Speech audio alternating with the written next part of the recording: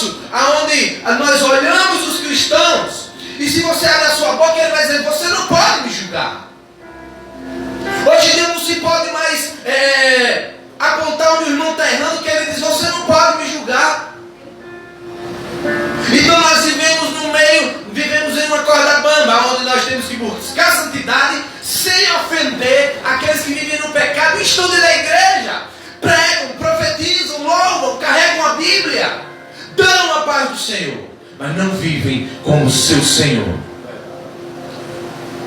A Bíblia diz que nós temos que imitar a Cristo, ser depois imitadores de Cristo. E o que é que está acontecendo?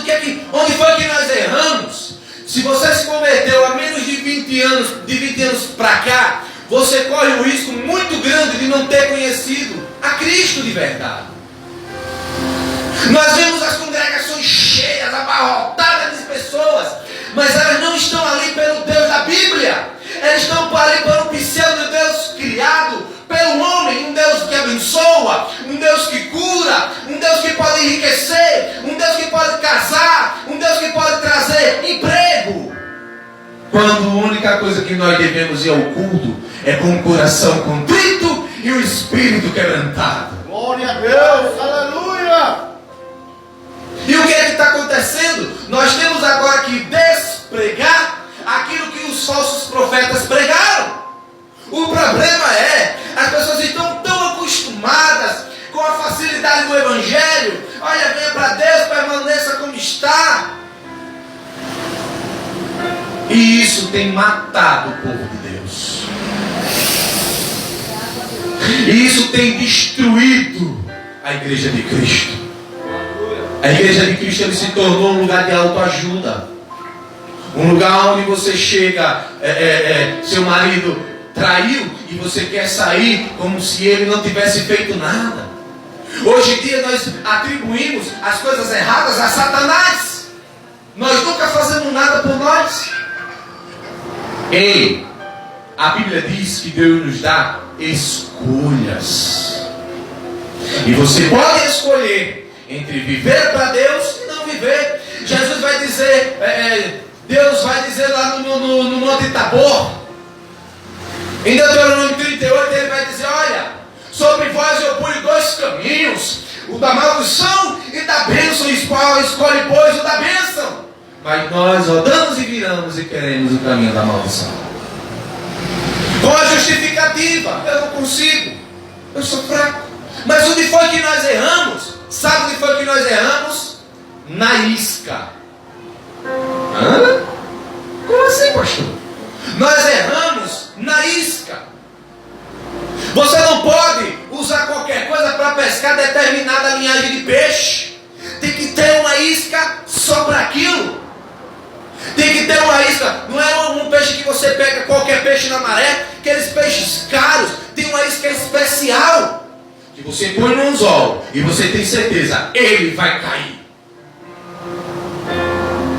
Aí nós botamos uma minhoca para pegar um milonga na maré, daí fica lá o dia e não pega nada. Então a isca que foi usada para atrair o pecador transformou ele em quatro classes de evangelho que nós vivemos hoje. Que nós podemos ver hoje. Existem 4 classes de evangelho e você vai entender o que eu estou querendo dizer. O primeiro evangelho é aquele pragmático. Pastor, o senhor chegou o palavrão? Não. Pragmático é quando eu coloco em minha mente, eu crio na minha mente um Deus para mim. O Deus da Bíblia eu não quero não, porque o Deus da Bíblia vai dizer: se converta, pare de adulterar, pare de mentir, pare disso. Então esse Deus que quer me impedir de fazer as coisas que eu gosto, eu não quero. Eu quero criar um Deus na minha mente. Que Deus é esse? O Deus da cura, o Deus do doutor enfermo. E eu venho aqui e faço uma campanha, ele vai ter que me curar. Tem pastores que ainda vão e dizem, tem a ousadia de dizer: se você fez o propósito, agora Deus vai ter que lhe curar. Ou ele não é Deus. Falso profeta. Ninguém pode colocar aquele que é Senhor dos senhores e Rei dos reis contra a parede. Aleluia. Ninguém. Glória a Deus. Então esse é o evangelho pragmático, que todo mundo Estados Unidos. É o evangelho de palavra de poder. Aquilo que você diz, assim vai acontecer. A vontade de Deus não interessa. O que interessa é aquilo que eu profiro, é aquilo que vai acontecer. Porque eu tomo posse, eu decreto, eu determino. Repare, Deus ele é santo, irmãos. E se você soubesse quem é esse Deus, você nem pensaria em colocar um Deus que de eternidade em eternidade vive e reina para todo sempre. Aleluia! Então esse é o primeiro evangelho, é o pragmático. E talvez você, a isca que foi usada para lhe trazer o evangelho pode ter sido isso.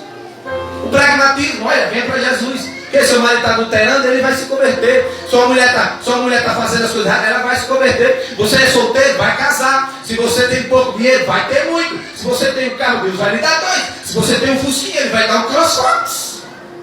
Esse não é o Deus da Bíblia. O Deus da Bíblia é aquele que diz bem assim, olha, a você, a minha graça te basta. Glória a Deus. O segundo evangelho é o filosófico. Já sabe que evangelho é esse? É o evangelho onde fica apenas numa amplitude mental. Eu estou pronto para debater sobre Deus. Eu estou pronto para defender Deus, porque Ele é o único Deus. Católico vai para o inferno que adora imagem, candomblessista e tal. Ele defende o evangelho. Ele conhece o evangelho, mas ele não pratica. Fica apenas numa amplitude filosófica. Eu sei a verdade, conhecereis a verdade. Ele vê alguém no erro e diz, olha, você está no erro, conhecereis a verdade e ela vos libertará. Mas a verdade não libertou ele ainda. Então ele fica com o evangelho filosófico, apenas numa amplitude mental. A vida dele, o andar, o falar, entrega que ele não é cristão. Entrega que o evangelho, que a isca que atraiu ele, não foi o evangelho da Bíblia, porque foi falado aqui, aquele que está em Cristo, nova criatura é. E as coisas velhas se passam, os pecados se passam, o velho homem se passa, e tudo se faz novo. Aleluia. O evangelho cultural. Sabe o que é evangelho cultural? Hoje está na moda. É o maconheiro gospel.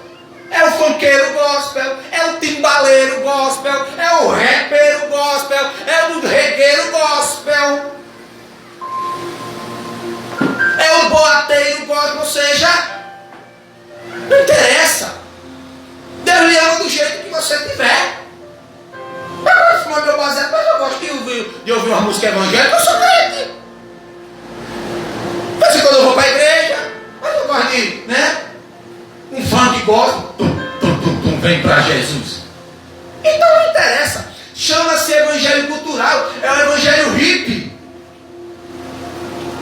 Antigamente, se você chegasse para um espírito e falasse de Cristo, ele dizia, esse Cristo é um merda.